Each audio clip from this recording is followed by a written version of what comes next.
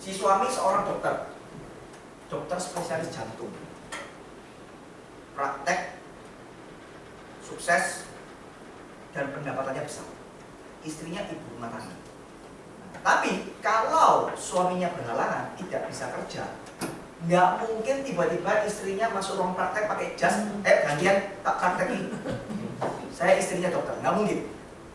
Paham ya? Artinya apa?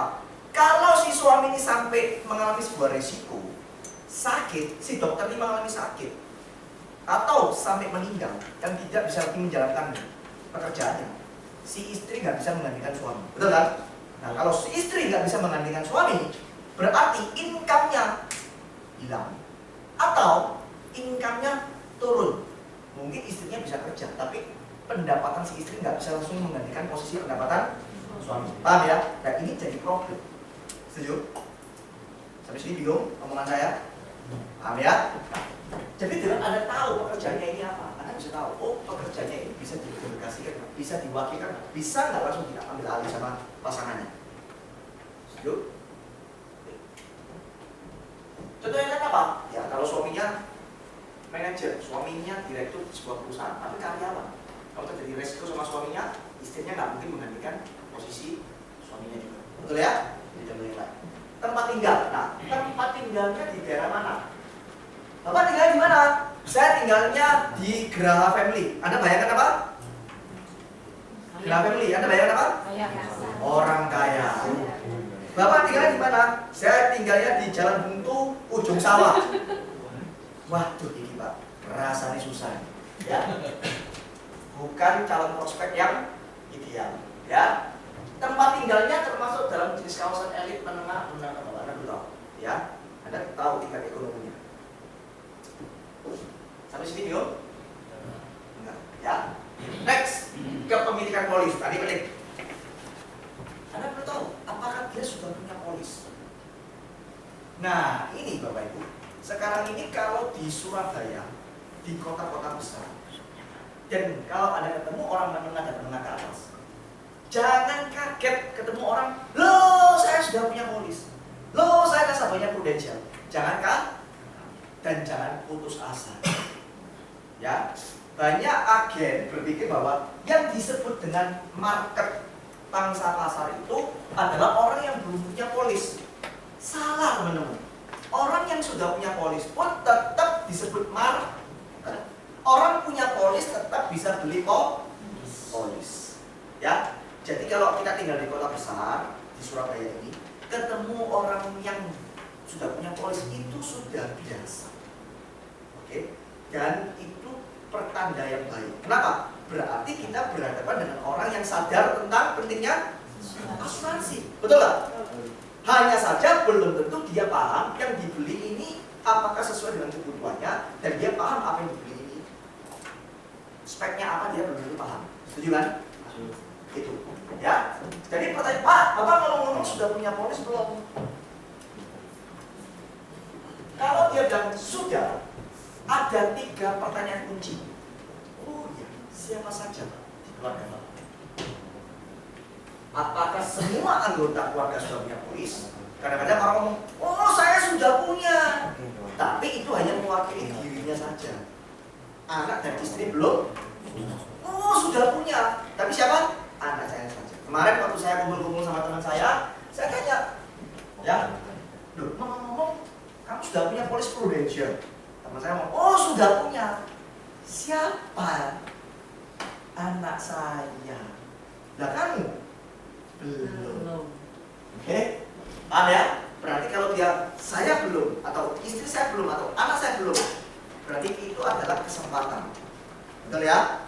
Kemudian yang kedua, terus ngomong-ngomong, polis yang kamu sudah punya itu manfaatnya apa saja? Apa?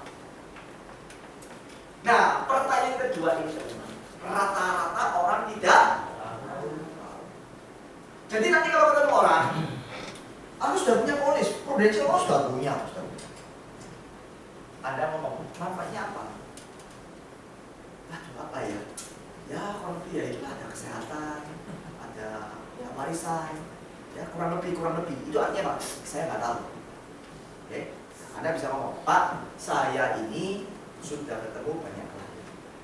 Dan memang rata-rata mereka tidak tahu. 99% kita tahu. Dan kalau Bapak dengar, pernah dengar cerita orang kecewa sama asuransi, ya karena salah satu faktornya masalah ketidaktahuan ini. Produk yang dibeli ini apa dan belum tentu sesuai dengan kebutuhan. Oke? Pasti nasabahnya jawab apa? Betul. Ya, saya memang juga tidak tahu. Kalau hubungannya sudah dekat, melalui proses report yang tadi membangun hubungan sudah enak, sudah reportnya enak, Anda tinggal ngomong, Pak, mumpung saya di sini, nggak ada salahnya, atau Bapak kalau mau, saya bisa bantu review polisnya Bapak, isinya apa, tujuannya cuma Bapak tahu manfaatnya polis Bapak ini apa. Kalau reportnya sudah enak, biasanya orang tidak keberatan untuk tunjukkan polisnya. Setuju Pak? Jadi kadang-kadang ada Pak, nasabahnya nggak mau Pak tunjukin polisnya. Jangan-jangan reportnya belum enak, ya kan? Orang asing, Anda kumpulkan asing lewat toko, tiba-tiba Pak saya bantu review polisnya. Wah ya, berat. Ya karena orang nggak mau. Jangan-jangan polisnya ditolak, dan begitu ya. Nah, kemudian yang terakhir, kalau dia sudah tunjukkan polisnya, Anda bisa tahu apa? Berapa nilai pertanggungannya? Apakah sudah cukup memadai? Oh, saya lengkap polis saya. Ada sakit kritis, ada jiwa, ada kecelakaan, ada hospital, lengkap. Tapi apakah sudah memadai? Ya, polis saya 10. Oh, luar biasa. Tapi 10-nya, UP-nya 20 juta, 20 juta, 20 juta, dikali 10 cuma 200 juta. Mending satu polis tapi nilainya 1 miliar, betul Pak? Jadi bukan bicara berapa polis yang dia punya, yang penting adalah berapa nilai pertanggungan yang dia. Jadi jangan kaget dulu ya, jangan kalah mental dulu. Polisnya 10 Pak, terus selesai nggak mungkin. Ya, belum tentu besar. Ya. Nah, kemudian upayakan melakukan bedah polis dengan cara menggunakan jasa review polis. Gitu, ya. Nah, saya kasih tips. Kalau dia sudah memberikan polisnya dia, Anda bisa bantu review dengan cara apa? Buat resume atau ringkasannya.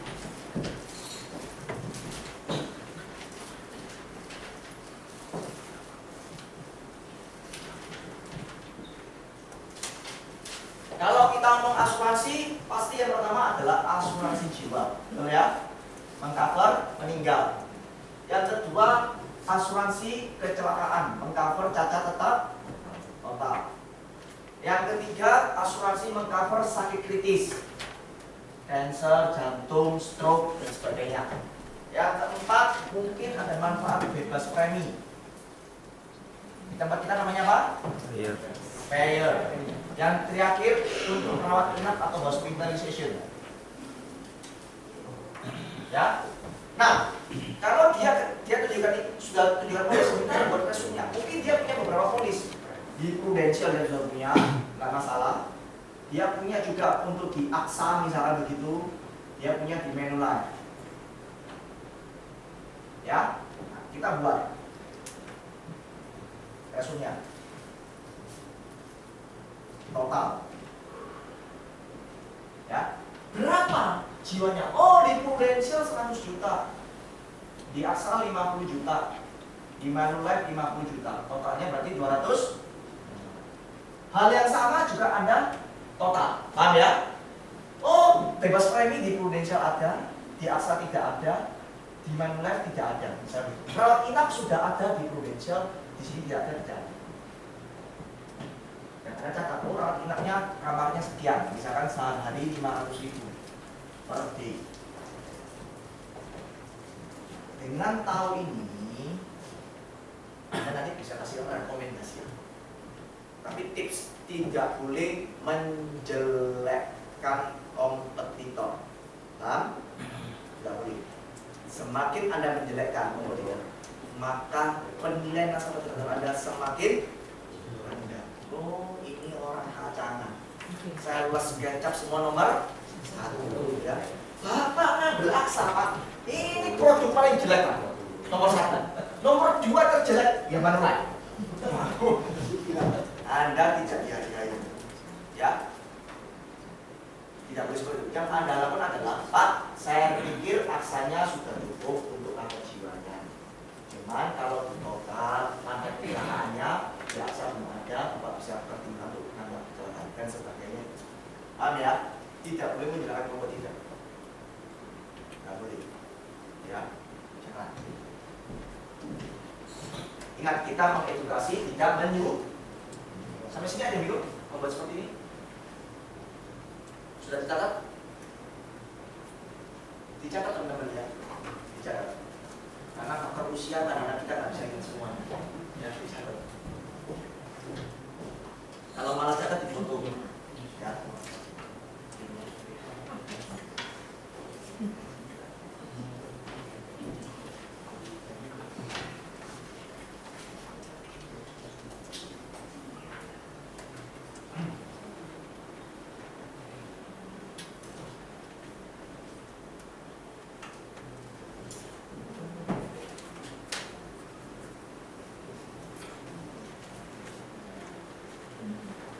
Sudah selesai? Sudah? Oke.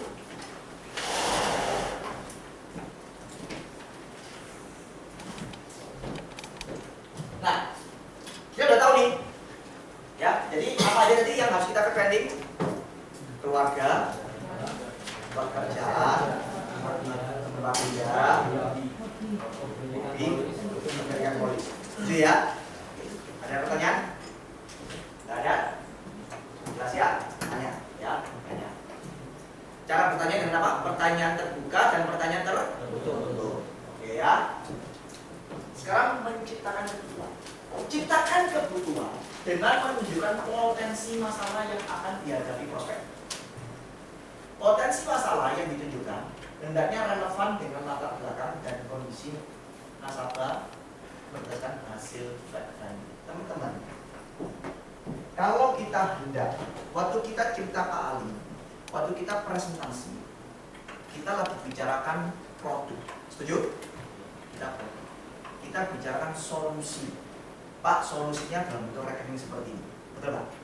Dokter ngomong, Pak, solusinya obatnya ini, betul ya? Nah, pasien mau dikasih obat ketika pasien merasa dirinya Pak sakit. Kalau pasiennya sehat, tiba-tiba dikasih obat, saya jamin obatnya nggak dibeli dan tidak ditelan. Betul ya? Nah, artinya apa? Kita harus membuat nasabah merasa butuh dulu. Gampangnya jual masalah dulu, baru jual solusi. Tidak ada masalah, tidak membutuhkan solusi. Nah, kalau Anda datang ke rumah orang, Pak, saya punya rekening luar biasa, namanya rekening Pak Ali, bla bla bla bla bla. Itu artinya jual solusi tanpa permasalahan.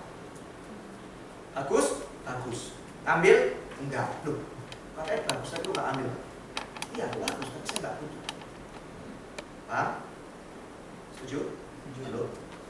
Caranya gimana? Ya, Anda harus tunjukkan, Anda harus bisa menciptakan kebutuhan. Bagaimana cara menciptakan kebutuhan? Menciptakan kebutuhan dengan cara menunjukkan apa? Potensi masalah. Potensi masalah itu apa? Masalahnya sudah terjadi belum? Belum. Tapi ada kemungkinan terjadi. Bisa terjadi. Ya. Menunjukkan potensi masalah tidak sama dengan menakut-nakuti. Enggak loh ya. Enggak sama. Atau istilahnya orang itu mengada-ngada. Tidak sama. Potensi masalah itu menunjukkan potensi masalah itu menunjukkan bahwa ini bisa terjadi. Bisa terjadi. Tapi kalau menakut-nakuti itu namanya berlebihan. Contoh, Pak, Bapak kalau sekarang jalan-jalan di luar sana naik motor, Bapak nggak pakai jaket, nggak pakai lotion, seminggu aja kena kanker kulit. Nah itu namanya menakut-nakuti, berlebihan. Betul ya? Wah, ini ngawurai, berlebihan kamu. Tapi kalau kita menunjukkan potensi masalah, itu nggak berlebihan. Make sense, masuk di akal. Ya, seperti itu. Sampai sini bingung nggak pengumuman saya? Nah, caranya gimana supaya kita bisa menunjukkan potensi masalah dengan baik? Ya kita harus melakukan fact finding. Jadi tujuannya fact finding itu adalah kita tahu latar belakang, bisa tunjukkan ini loh potensi masalahmu yang bisa terjadi. Nah, teman-teman, untuk bisa melakukan ini semua dengan baik, Anda harus tahu konsep insurance itu seperti apa. Konsepnya itu banyak orang berpikir, dan saya yakin di antara Anda pasti berpikir asuransi ya kesehatan. Itu tidak salah, tapi saya mau katakan kesehatan itu hanya sebagian dari konsep asuransi. Tidak seluruh asuransi itu konsep kesehatan, tidak. Ya, nah Anda harus perlu tahu konsepnya. Nah, konsepnya begini tuh. Ya, atau saya tunjukkan pakai gambar saya aja. Ya. Anda perhatikan, kalau Anda tangkap konsepnya dan Anda bisa mentransfer ide ini ke nasabah Anda, saya yakin nasabah Anda akan setuju bahwa dia butuh asuransi. Dan pertanyaan-pertanyaan nasabah bisa terjawab satu persatu. Tapi sebelumnya Anda harus paham.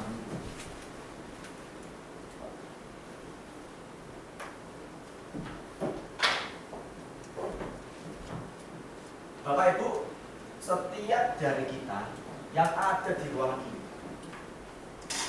khususnya yang sudah berkeluarga, pasti punya rencana masa depan. Setuju nggak? Pasti punya. Apa rencana masa depan kita? Rencana masa depan ini saya sebutkan dengan tujuan keuangan. Oke. Bagi yang mungkin hari ini belum punya rumah, punya rencana suatu saat saya butuh namanya rumah. Betul ya? Yang masih naik motor atau naik kendaraan umum punya rencana suatu saat keluarga saya membutuhkan sebuah mobil, misalnya ini. Kemudian sudah punya anak, sudah mulai berpikir anak saya harus berpendidikan yang tinggi, betul kan? Artinya sudah memikirkan tentang kuliah atau pendidikan ini.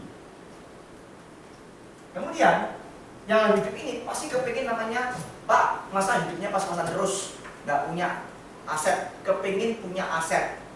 Misalkan asetnya bisa dalam bentuk macam-macam, bisa dalam bentuk tabungan, bisa dalam bentuk surat berharga, ya, bisa dalam bentuk bisnis, bisa dalam bentuk logam mulia, bisa dalam bentuk properti dan sebagainya. Setuju teman-teman ya? Pengen kerja untuk mengumpulkan juga. Terus suatu saat pasti berpikir saya nggak mungkin selamanya kerja. Suatu saat saya akan pensiun.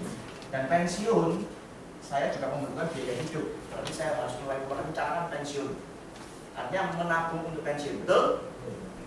Dan suatu saat pasti berpikir ini, apa hasil kerja keras saya, semua aset-aset yang saya miliki, apa yang saya punya ketika saya kembali ke dipanggil Tuhan, semuanya akan saya berikan kepada siapa?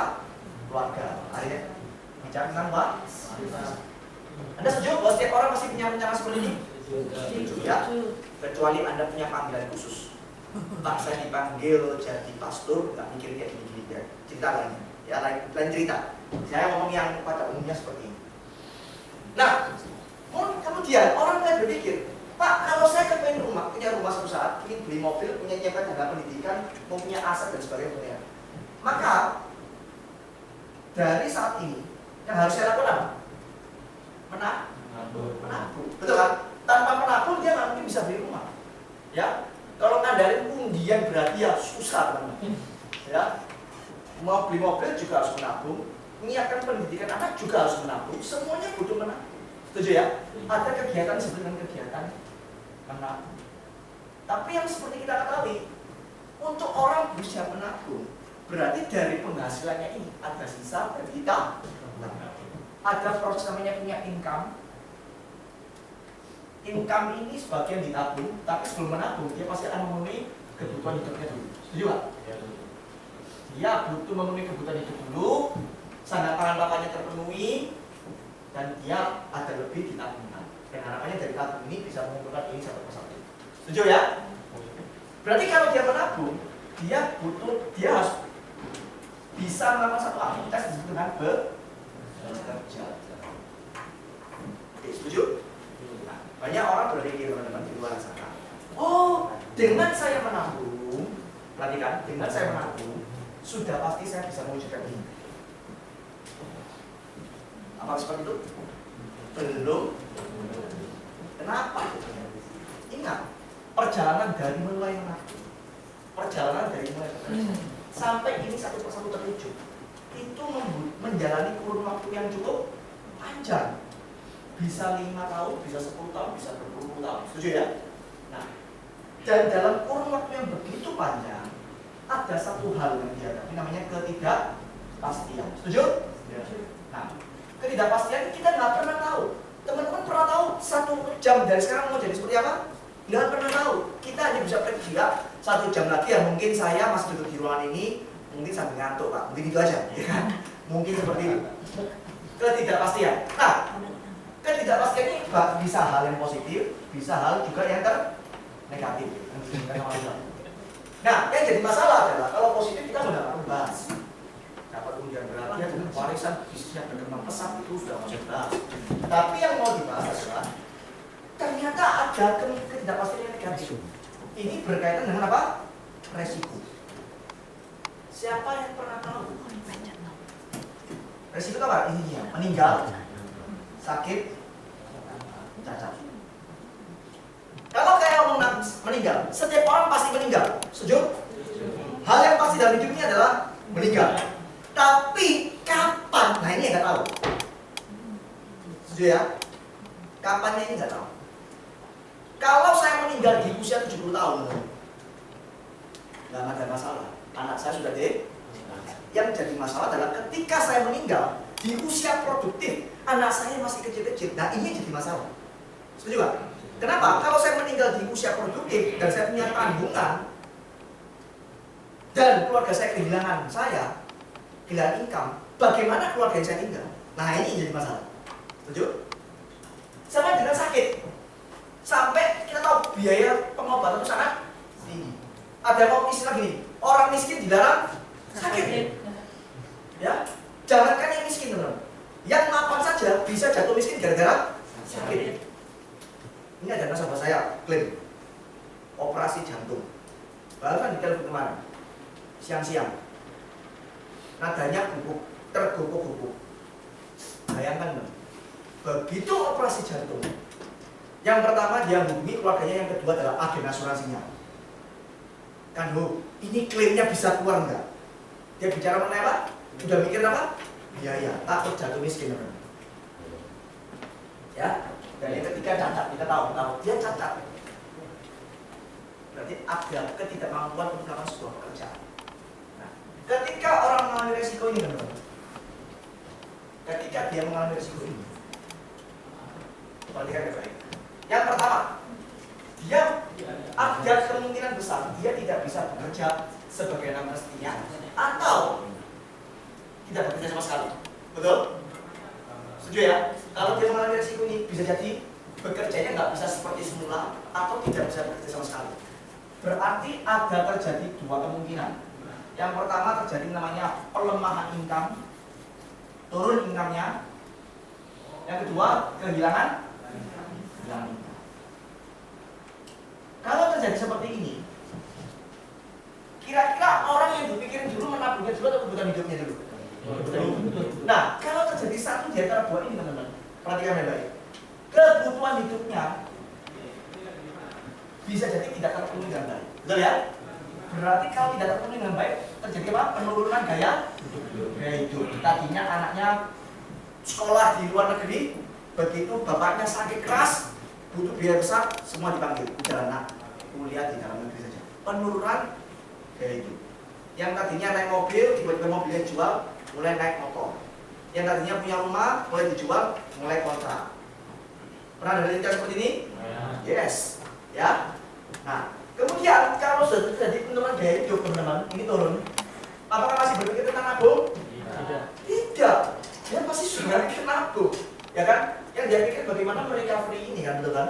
Nah, ini tidak terjadi. Kalau ini tidak terjadi, apakah ini bisa terwujud? Tidak.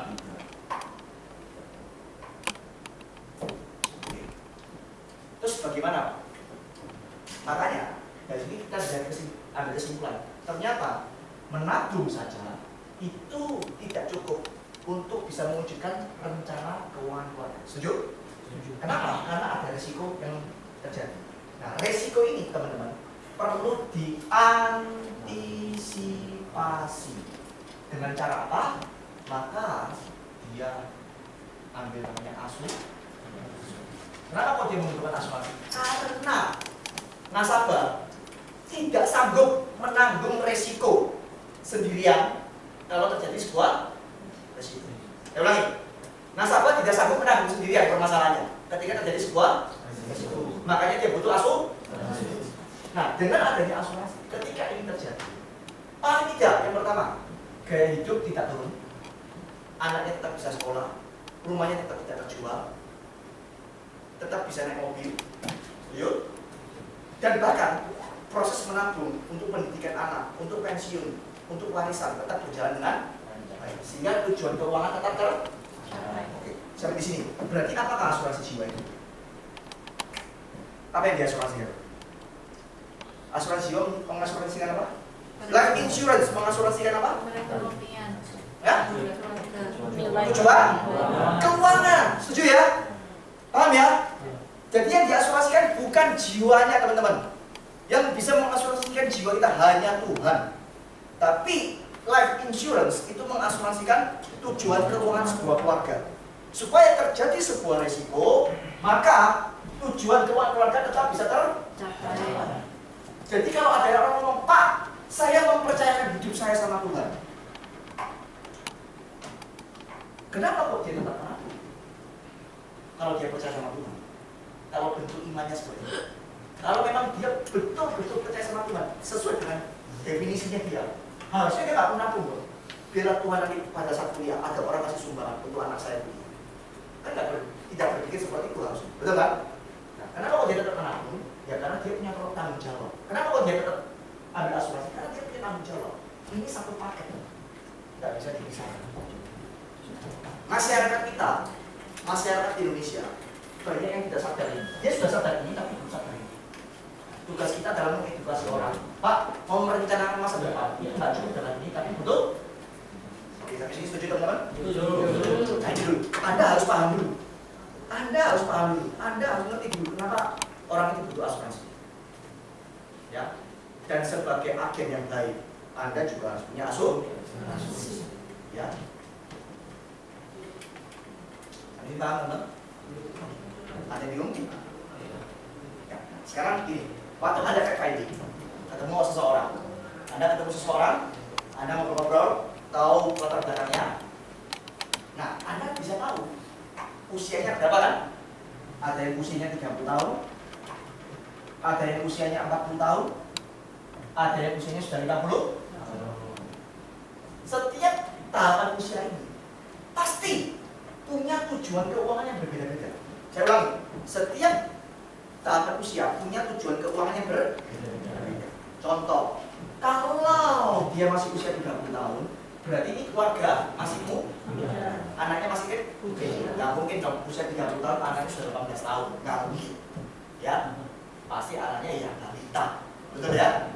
Nah, kalau dia masih usia 30 tahun, kira-kira dari sekian banyak tujuan keuangan, semuanya penting, tapi yang jadi prioritas yang mana? Kira-kira pendidikan anak, oke. Apa lagi? Rumah, oke. Apa lagi? Mobil. Setuju ya? Oke. Masih mungkin ya sudah mikir pensiun tapi belum terlalu penting, tapi belum terlalu dipikirin, betul ya? Yang konsep yang ini dulu, betul? Tujuan keuangannya ini. Nah, berarti Anda harus mulai berpikir, oh, kalau tujuan keuangannya dalam pendidikan, pikir tentang rumah, tentang mobil, oke? Maka dia harus menabung untuk itu, betul? Dan kalau terjadi resiko, berarti rencana ini bisa jalan. Berarti kita akan berbicara seputar masalah pendidikan anak. Paham ya? Terus, apa lagi yang kita bisa bicarakan? Masalah apa bisa kita timbulkan kalau dia usia 30 tahun? Oh, kalau sampai dia mengalami resiko, kebutuhan hidupnya bisa tidak terpenuhi. Kebetulan dia mungkin kepala keluarga, penghasil income tunggal, gaya hidupnya turun, jadi kebutuhan keluarga nggak terpenuhi dengan baik. Betul ya? Banyak masalah bisa kita coba. Sama, kalau dia usia 50 tahun, berarti orang 50 tahun kemungkinan sudah punya rumah nggak? Sudah punya tabungan? Sudah. Apa yang jadi konsennya dia dari sini. Apa masih rumah? Enggak. Pendidikan anak? Enggak. Apa? Pensiun, warisan, betul ya? Aset, betul ya? Kita jual seputar masalahnya. Pak, bagaimana tentang warisan anak keluarga? Bagaimana tentang aset yang sudah dikumpulkan supaya tidak hilang? Bagaimana rencana pensiunnya yang sebentar lagi akan pensiun tetap berjalan dengan lancar? Nah ini akan kita bicarakan topik-topik ini. Setuju? Jadi nggak ngawur. Ya, ketemu orang udah tahu. Ini usia sekian saya mau bicara seputar masalah ini. Saya ketemu orang usia sekian mau bicara masalah seputar masalah ini. Paham? Makanya kita perlu tahu dengan usia sekian kira-kira tujuan keuangan apa yang mau kita bicarakan. Kemudian kalau kita tahu tujuan keuangannya apa, kita bisa tahu oh resiko kalau terjadi sebuah resiko bagaimana efeknya terhadap tujuan keuangannya. Paham? Oke ya? Habis ini bingung? Ya? Oke, kita lihat. Sudah dicatat? Sudah difoto? Perlu saya difoto? Jamnya? Oke, next.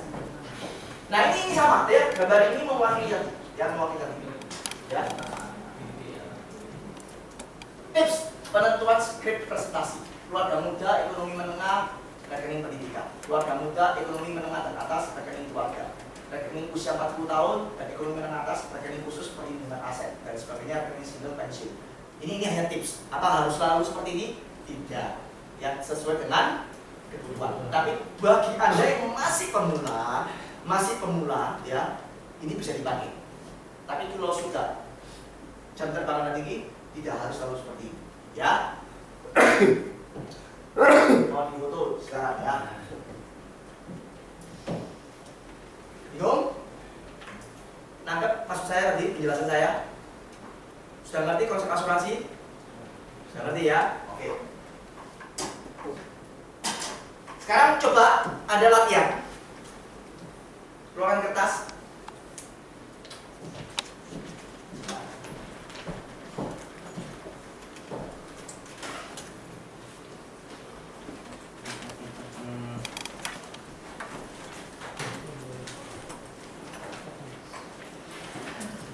Anda keluarkan kertas, ya.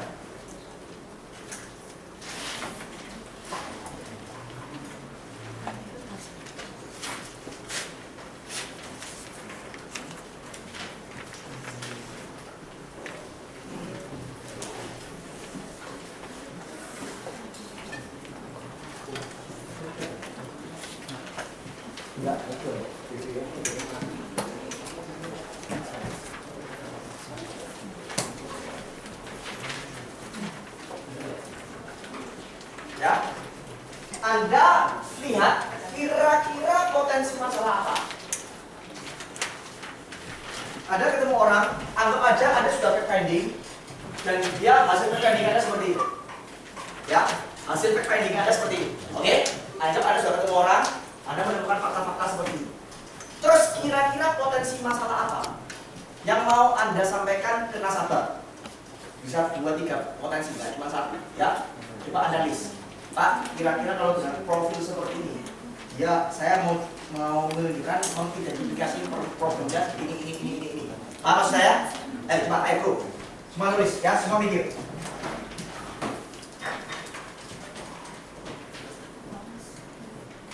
Ya seorang accounting manager, usia 35 tahun, istrinya ibu rumah tangga, tidak bekerja, punya 2 anak masing-masing 4 tahun dan 2 tahun. Alamat rumah di Mulosari. Mulosari itu perumahan yang kelas yang lumayan menengah lah ya, nggak jelek, tapi nggak mewah sekali juga nggak, menengah ya. Mendapatkan fasilitas BPJS dari kantor. Nah, kalau ketemu orang seperti ini, kira-kira Anda mau bicara apa sama dia? Potensi masalah apa yang mau Anda tunjukkan? Semua nulis, ya, semua mikir. Jangan jawabnya, saya mau cerita Pak Ali, jangan seperti itu, ya. Tapi Anda, Pak, masalahnya ini Pak, yang bisa ini. Potensi masalahnya ini. Nah ini Anda coba sampaikan.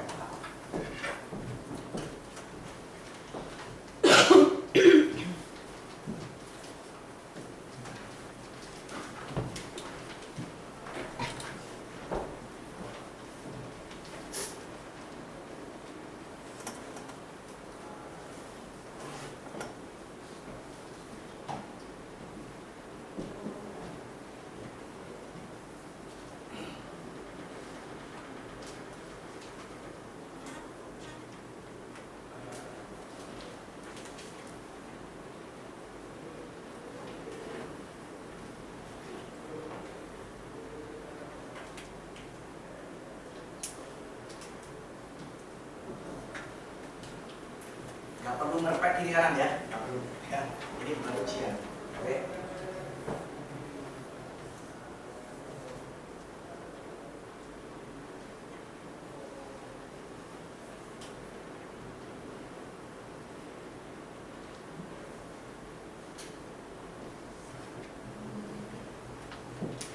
Potensi masalahnya kalau ketemu orang seperti itu. Mikir.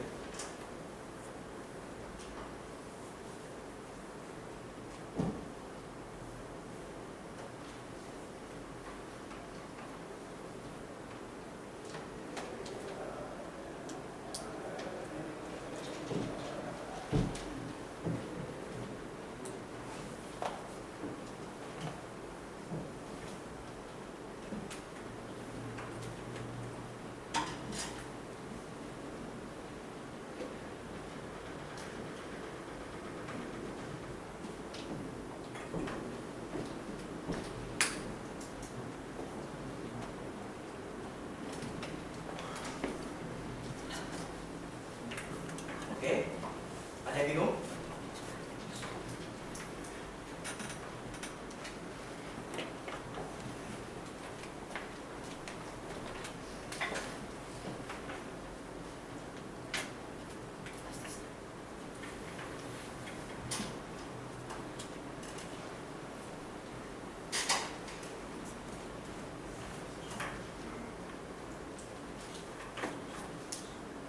Sudah?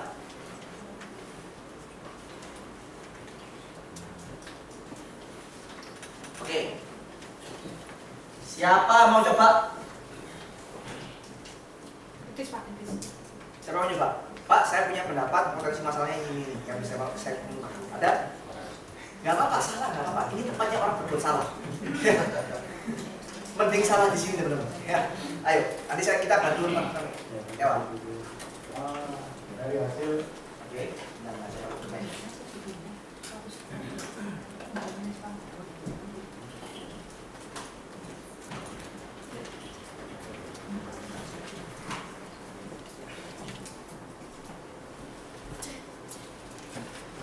Tes 1 2 3. Tes 1 2 3. Tes 1 2. Tes 1 2 3. Tes 1 2. Tes. Oke. Silakan, Pak. ya, terima kasih. Dari referensi ini saya dapat melihat bahwa anak-anak dari Bapak ini masih balita, yang satu berumur 2 dan satu lagi berumur 4 tahun, sehingga membutuhkan biaya pendidikan kurang lebih masih 20 tahun lagi. Itu yang pertama. Berarti yang bentar ya, saya catat. Karena anaknya masih kecil dan usianya masih 35 tahun ya. Ya, Jadi yang jadi concern kira-kira apa? Jadi pola pikirnya gini, yang jadi concern apa kira? Tujuan keuangannya? Pendidikan. ya, pendidikan. Jadi pendidikan. Topiknya pendidikan. Itu. Berarti yang di merujuk. Jadi yang harus kita sasar dulu dalam masalah pendidikan. Oke, terus berarti apa? Karena dia konsepnya pendidikan, Ya, butuh biaya untuk pendidikan anak-anaknya yang butuh biaya, mempersiapkan. ya. Oke, terus Yang kedua yang saya lihat, karena ibunya tidak bekerja, maka istrinya dapat menggantikan posisi suaminya sebagai accounting manager. istri tidak bekerja, berarti istri tidak bekerja dan tidak dapat menggantikan posisi. Terus Yang ketiga yang saya lihat fasilitas yang diberikan oleh kantor itu BPJS, dan menurut saya di dalam BPJS itu tidak ada manfaat sakit kritis, Pak. tidak ada manfaat kritis, tidak ada manfaat kritis. Oke, terus Jika dia terjadi sesuatu risiko, keluarga ini tidak mendapatkan manfaat uang tunai yang harus diberikan untuk pengobatan. karena BPJS ini. Ya, sementara itu dari saya, Pak. Oke. Yang lain ada? Tidak ada nilai tunainya untuk uang tunai. Yang lain mau tambahan? Atau punya itu lain? Nambahin, oke. Oke. tambahin aja ya Pak. Mungkin tambahan satu, perlindungan aset apabila terjadi resiko. Kan kita nggak, si suami nggak tahu sampai umurnya sampai berapa, kapan dia meninggal. Oke. Bisa kita lebih detail perlindungan aset maksudnya gimana? Seperti rumah yang di Mulyasari itu tadi, mungkin bisa dimasukkan sebagai perlindungan aset, kan nggak tahu juga kan si suami itu kapan dia meninggal. Kalau dia meninggal jadi masih ada tempat yang ditempatin oleh mungkin kan sudah nggak kerja kalau meninggal kan, si istrinya kan ibu rumah tangga. Karena istri tidak bekerja sebagai ibu rumah tangga, kalau suami meninggal biar tidak terjual. Kenapa kok bisa terjual? Karena kan sudah tidak bekerja, takutnya nanti kebutuhan kan semakin besar. Oke, Biar berarti tidak kalau tidak ada suaminya, tidak ada sumber income, atau walaupun istrinya kerja tapi tidak memadai, kebutuhan itu tidak terpenuhi. Oke, berarti rumah dijual. Mungkin bisa jadi rumahnya masih kredit gitu ya. Oke, terus akhirnya rumahnya hilang gitu ya. Yang lain? Yang lain gimana? Coba. Ini kan suami ini kerjanya sebagai marketing manager. Ya. BPJS, kalau saya dia cover untuk sakit kritis apapun. Dia cover. Tapi masalahnya sakit kritisnya apa dulu? Katakanlah suami ini, si istri kan nggak bekerja, namanya masih kecil. Kemudian dia sakit stroke. Tidak ada bank yang istilahnya kalau sudah dia sakit stroke nggak bisa dia bekerja. Akhirnya ya dia pasti hilang pekerjaan. Dan hilang pekerjaan nanti kan pendapatan tidak ada dari keluarga ini. Ya kalau nggak ada pendapatan ya bisa rumah tersebut dan lain sebagainya. Jadi ada resiko di sini tuh kalau dia nanti sakit di tengah jalan waktu dia masih pada usia profesionalnya masih kecil. Kemudian yang kedua ya saat dia misal sebagai pekerja marketing manager ini dia kecelakaan yang menyebabkan dia cacat, tidak bisa bekerja, jadi nggak hilang pekerjaan. Oke, ya. Jadi banyak ya, yang diomongin ini benar semua. Jadi banyak kan yang bisa kita jual, betul ya? Masalahnya banyak. Nah, Anda bisa ngomong dari pendidikan, belum ngomong resiko. Bapak setuju nggak kalau pendidikan itu sekarang mahal? Betul ya, mahal sekali. Ya, dulu kalau kita dengar negeri itu murah, ternyata sekarang negeri sudah tidak murah lagi. Oke ya. Nah, berarti kalau biaya pendidikan mahal, berarti kan lebih bijaksana dipersiapkan jauh-jauh hari. Setuju? Daripada mepet-mepet, betul ya? Itu ide yang pertama. Tapi ketika dia mempersiapkan jauh-jauh hari pun, kalau dia seandainya nabung di bank tidak pernah beresiko apapun kalau terjadi sesuatu, betul kan? Kalau dia nabung di asuransi, ada risiko yang bisa tertanggung, betul ya? Nah, intinya kita jual apa? Ya kita ngomong. Banyak ini ya. Kalau istri tidak bekerja, artinya kalau istri tidak bekerja, begitu suami mengalami resiko, ya kan? Suami meninggal, suami catatan total, suami sampai kritis, maka keluarga ini akan kehilangan income atau penurunan income. Bagaimana dengan kebutuhan hidup? Kita nggak mau menabung. Bagaimana dengan kebutuhan hidup? Nah, kalau kebutuhan hidupnya nggak terpenuhi, apalagi menabung untuk pendidikan, kan begitu dia ujung-ujungnya. Nah, sedangkan kalaupun istrinya bekerja, saya yakin istrinya nggak bisa langsung mendapatkan income sebesar suaminya langsung. Betul kan? Nah, ini masalah nggak? Masalah. Oke? Kemudian, tapi kan suami saya punya BPJS. Betul Bu, BPJS mengcover biaya rawat inap, katakanlah cukup untuk mengcover biaya rawat inap. Tapi kalau seperti yang disampaikan Januar, kalau dia kena kritis katakanlah sakit stroke, dia nggak bisa lagi kerja. Kalau dia nggak bisa kerja, bagaimana kebutuhan hidup? BPJS tidak mengcover kebutuhan hidup, hanya mengcover kebutuhan biaya rumah sakit. Setuju ya teman-teman ya? Nah ini juga ide yang harus dijual. Pak, Bu, BPJS itu mengcover biaya rumah sakit. BPJS tidak mengcover biaya hidup. Artinya apa? Ketika kita mengalami sebuah risiko, kehilangan potensi income, ini hilang. Nah, begitu ini hilang, biaya hidupnya gimana? Nah, kalau ini hilang, menurun, berarti gaya hidup keluarga turun semua. Nah, ini masalah. Belum lagi aset.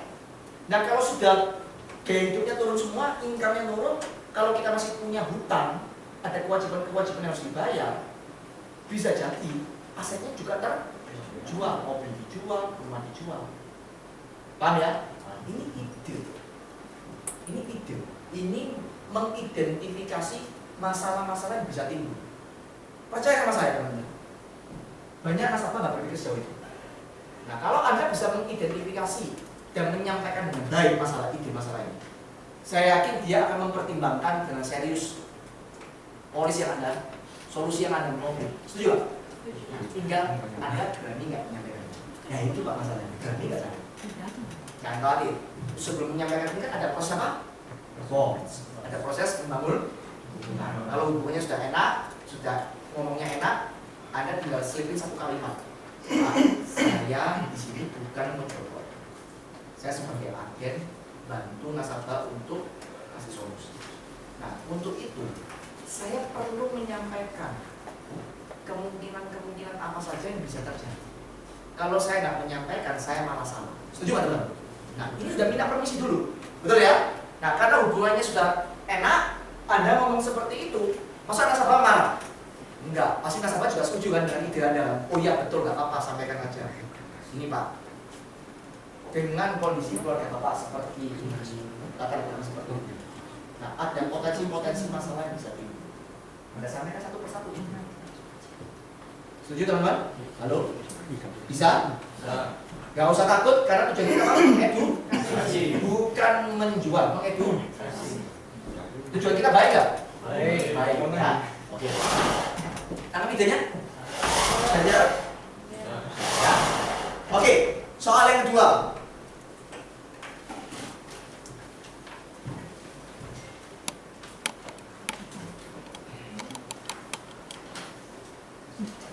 Suami 53 tahun pengusaha ekspedisi, istri 50 tahun membantu suami menjalankan usaha, 2 anak masing-masing 30 dan 28 tahun dan sudah berumah tangga.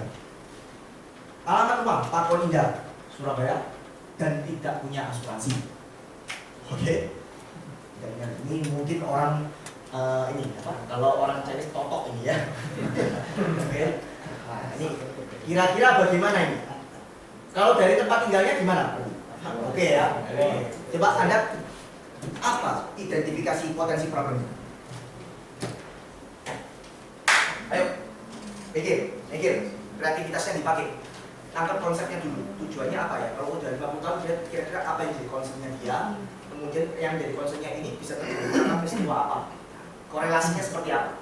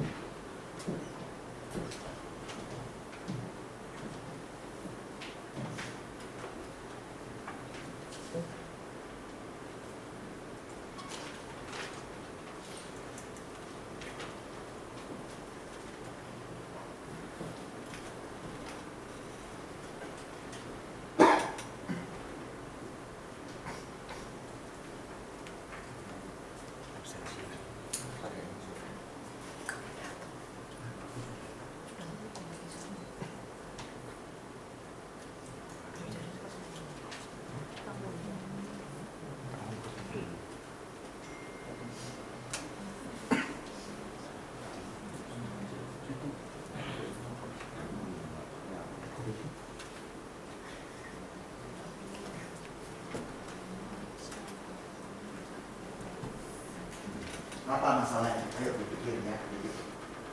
Coba dipikir baik-baik.